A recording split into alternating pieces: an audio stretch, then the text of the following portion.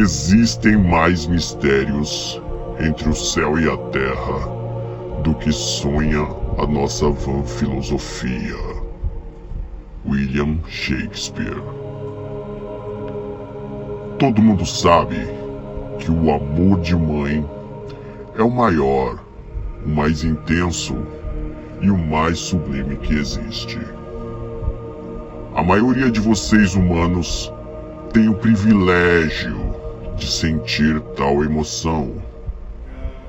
A mais ilustre de todas as Marias sentiu um amor imenso por aquele filho que havia sido torturado cruelmente e depois brutalmente pregado numa cruz romana com imensos cravos metálicos.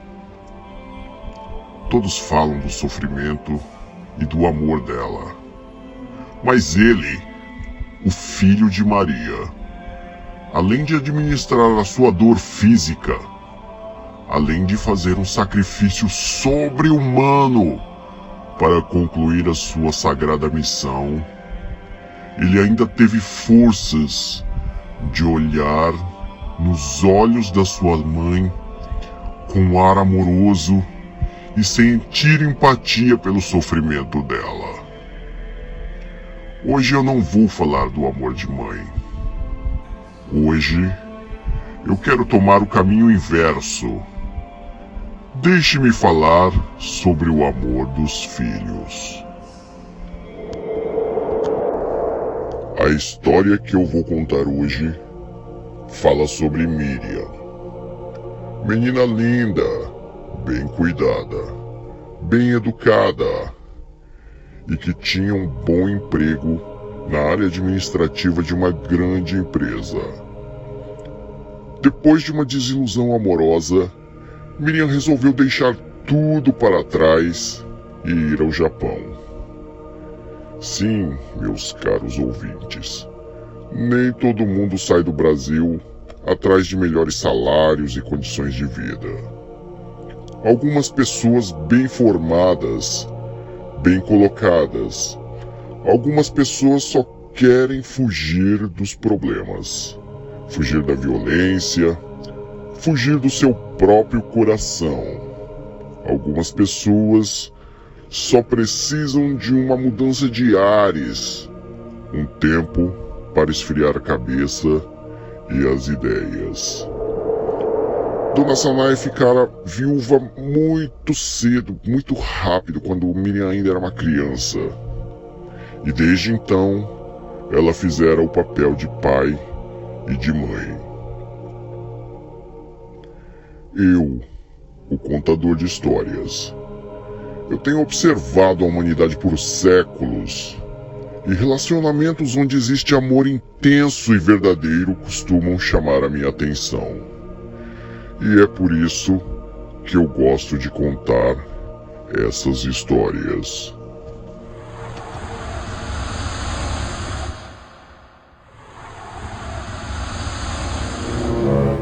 1994. Enfim, o tão aguardado feriado de agosto havia chegado. Seriam 10 dias para poder descansar. Para os brasileiros é o feriado de verão, mas para os japoneses é o feriado dos mortos. Miriam estava muito cansada, mas a expectativa de rever sua mãe era grande. Ela morava na região de Kyoto e teria que dirigir até a província de Aichi, onde Dona Sanae morava. O amor que sentia por sua mãe era grande, afinal, fora uma vida inteira de convivência carinhosa. Miriam sentia falta do chá regado com conversas alegres depois do jantar, sentia falta das risadas, da voz e até do cheiro de sua mãe. Dona Sanae era sua heroína, o seu porto seguro. Era no abraço dela que Miriam encontrava conforto e aquela sensação maravilhosa de segurança. Mesmo cansada, Miriam queria pegar logo o caminho para Haiti. Ela queria ficar ao lado de sua mãe o máximo que pudesse. Malas prontas, tanque do carro cheio, mapa com trajeto traçado e ânimo para vencer a distância e enfim matar a saudade. Miriam colocou um CD para tocar, respirou fundo e literalmente botou o pé na estrada.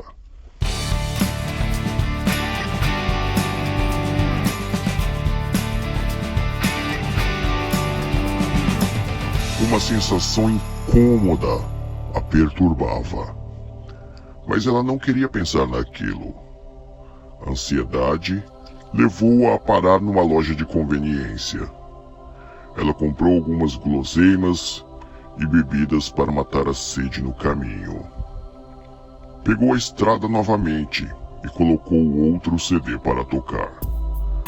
O tempo se fechava com espessas nuvens negras e relampejantes no horizonte. Sempre atenta ao volante, Miriam não pôde evitar de viajar no tempo. Em seu breve devaneio, lembrou-se da infância, da adolescência e também de vários momentos felizes de sua vida. Ela planejava dar um jeito de voltar a morar junto com sua mãe. Isso depois do feriado. A chuva tornou-se mais forte a cada instante. Era uma chuva de verão e Miriam apostava que ela seria repentina e intensa, mas que terminaria tão rápido quanto havia começado. Ela estava certa.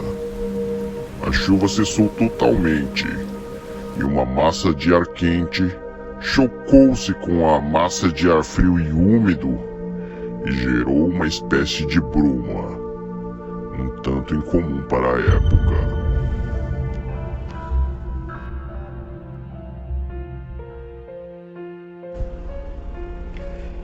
Miriam dirigia com prudência, e mesmo com a névoa espessa, depois de dirigir por algum tempo, ela conseguiu avistar um carro a uns 100 metros à sua frente.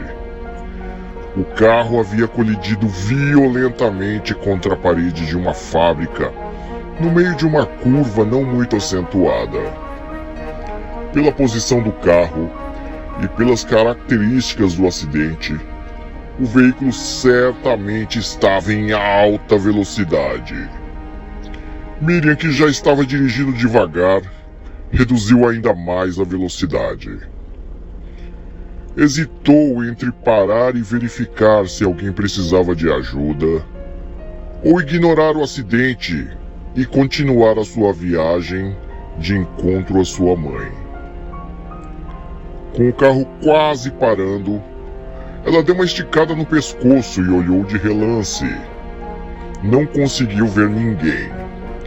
E assim, com a consciência erroneamente tranquila, decidiu continuar seu caminho. Dirigiu devagar até um certo ponto, e quando ia retomar a velocidade, avistou um menino acenando na beira da pista. Era um menino de aparentemente 7 ou 8 anos, e trajava uma calça jeans e uma camiseta branca com a estampa do Anpanman, personagem de desenho animado muito querido pelas crianças japonesas. Era tarde da noite. Miriam encostou o carro e estranhou o fato de uma criança estar sozinha naquele lugar, numa hora daquelas. Preocupada, ela abre a janela do carro para saber o que havia se passado com aquele menino. Sem pedir permissão, ele entra no carro dela e suplica aos prantos que ela volte ao carro acidentado, pois a sua mãe estava muito machucada e precisava de ajuda urgente. Miriam parou o carro no acostamento e ligou o pisca-alerta. Correu em direção ao carro acidentado que tinha ficado para trás, e o veículo estava à sua frente. com a frente e um dos lados totalmente destruídos pela violência do impacto. A porta do lado direito estava inteira, mas o batente estava muito amassado e por isso não foi possível abri-la. Miriam ligou para o 110 e explicou para a polícia a gravidade do que tinha acontecido. Logo, a polícia, os bombeiros e uma ambulância estavam no local. Enquanto a polícia fazia várias perguntas para Miriam, os bombeiros cortavam as ferragens para efetuar o resgate. Miriam olhou em seu carro e o menino havia sumido.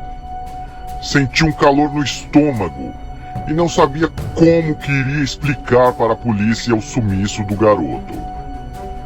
As análises de um perito deduziram que o acidente fora causado pela má visibilidade, pela pista molhada, pela curva que aparecia repentinamente logo após uma reta e, finalmente, pelo excesso de velocidade. Após um longo esforço, os bombeiros conseguiram resgatar a motorista, uma mulher de aproximadamente 25 anos. Trajava roupa social clara, branca, talvez bege, com muitas manchas de sangue. Ela estava viva, mas inconsciente.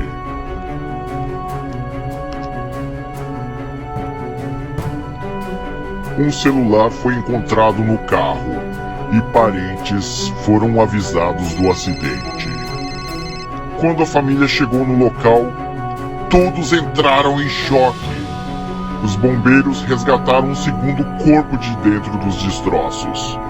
Era de uma criança. A comoção entre os parentes tornou-se ainda maior.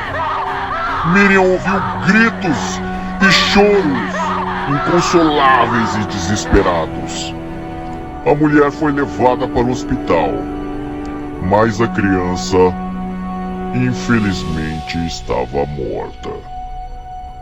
Movida por um sentimento de solidariedade, Miriam foi levar algumas palavras de conforto para os parentes da vítima. Aproximou-se e não acreditou no que viu. O corpo da criança inerte sobre uma maca. Apesar das manchas de sangue que estavam em suas roupas, ela reconheceu aquela calça jeans e aquela camiseta com a estampa do herói dos desenhos.